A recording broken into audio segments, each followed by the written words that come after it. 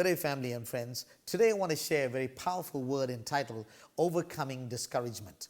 And I want to read from the book of Numbers, chapter 21 and verse number 4.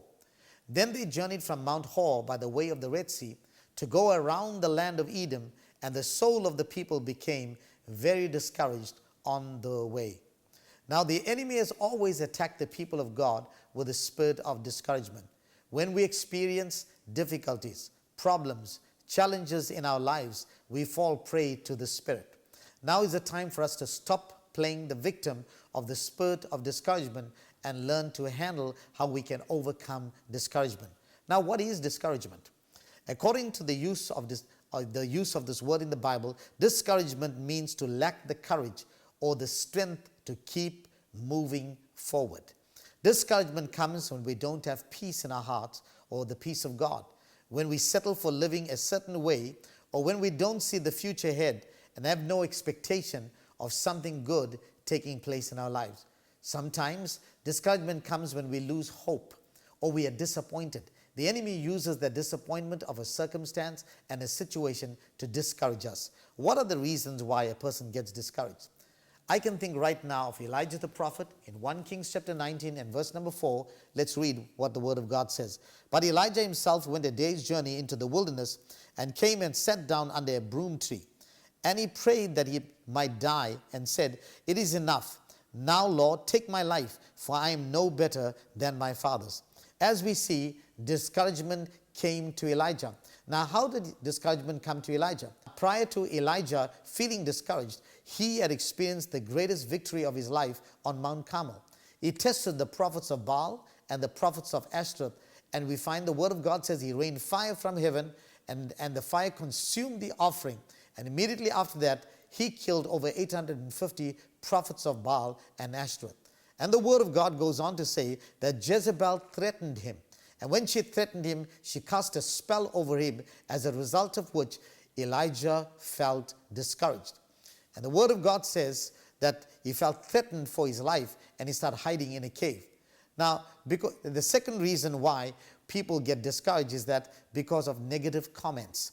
When we listen to negative comments, criticism and gossip, we quickly get discouraged. The third reason, we do not have a proper and powerful prayer life. The lack of prayer always leads us to get discouraged when circumstances and problems come our way.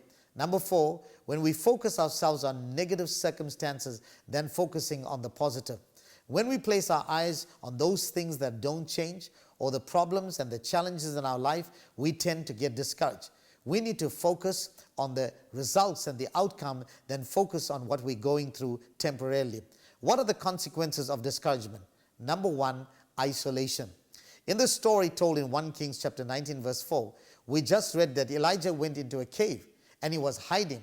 So discouragement causes us to hide and causes us to isolate ourselves and raise walls all around ourselves so that we do not want to somehow deal with our discouragement. We tend to hide. Number 3, the next thing is self-pity. Elijah said, "I alone am left, and they seek to take my life." People who suffer from self-pity say things like, "Nobody loves me, nobody calls or visits me, or no one prays for me." They're always speaking from the spirit of self-pity. The next reason why discouragement comes is that the spirit of criticism and conflict against God and the authorities.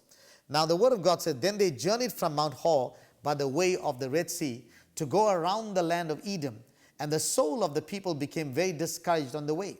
And the people spoke against God and against Moses. "Why have you brought us up out of Egypt to die in the wilderness? For there is no food, no water, and our soul loathes this worthless bread." You see, discouraged people become a target for the enemy, and they may cause their spirit to become very vulnerable or in conflict to leadership. Now they complain about everything.